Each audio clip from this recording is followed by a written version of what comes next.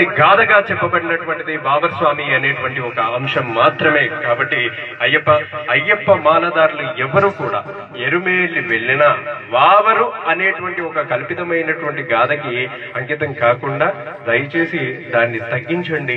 మన ధర్మాన్ని కాపాడుకోవడం కోసం మనం అయ్యప్ప మాలను వేస్తున్నాము అంటే కేవలం ఏంటి, శబరిమల యొక్క ధర్మరక్షణ చేయడానికి, అదేవిధంగా శబరిమల ఉన్నటువంటి అయ్యప్ప స్వామి యొక్క చరిత్రని నలుమూలన కూడా వ్యాప్తి చెందించడానికి కోసం మనం వేస్తున్నాం. కాబట్టి ఎందుకంటే మనం అందరం కూడా చూస్తున్నాం, ఒకవేళ మనం బయటకు వెళ్ళినప్పుడు ఒక శవం ఎదురైతేనే మనం ఇంటికి వెళ్ళి స్నానం చేసి హారతిచ్చుకొని ఆ స్వామికి మళ్ళీ పూజ చేసుకుంది, కానీ మనం బయటకు వచ్చేటువంటి పరిస్థితి లేదు.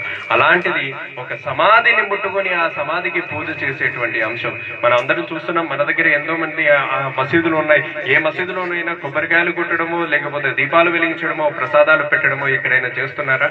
కేవలం ఒక కమ్యూనిస్ట్ సిద్ధాంతంతో అయ్యప్ప స్వామి చరిత్రను వక్రీకరించి హిందువుల దగ్గర ఉన్నటువంటి ధర్మాన్ని దోచుకోవడానికి జరుగుతున్నటువంటి ఒక కుట్రగా ఆ యొక్క ఎరుమేలి వావర్ అంశం. కాబట్టి స్వామి శరణం అయిపో కన్యస్వామి, కానీ కన్యస్వామి పేటతొల్లి ఆడి ఖచ్చితంగా వావర్ మసీదులకు పోవాలని ఏం లేదు స్వామి.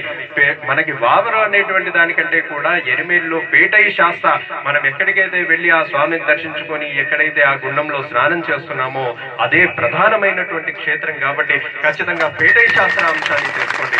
వావర్ అనేటువంటి విషయాన్ని వదిలేయండి. ఎందుకంటే ఇన్ని సంవత్సరాలు అంటే కొద్దిగా మనం ఎప్పుడైతే మనం విషయాన్ని తీసుకుని జనాల్లోకి వస్తున్నామో అంతవరకు బాగానే ఉంది. కానీ ఈ మధ్య కాలంలో ఈ 3 సంవత్సరాల్లో మనం చూస్తున్నాం, ఏకంగా శబరిమల ఆలయంలో పడికి పక్కనే మరొక మసీదు కూడా నిర్మాణం అవుతుంది స్వామి. అది కూడా మనం చూసాం, వావర్ దర్గాను కూడా అక్కడ ప్రారంభం చేశారు. కాబట్టి ఇప్పటికైనా మనం మన జ్ఞాపకం తెచ్చుకొని మన ధర్మాన్ని కాపాడుకోవడం కోసం ఆ వావర్ అనేటువంటి అంశాన్ని పక్కన పెట్టి కేవలం అయ్యప్ప స్వామి కోసం పాటుపడతాం. స్వామియే శరణమయ్యప్ప, స్వామియే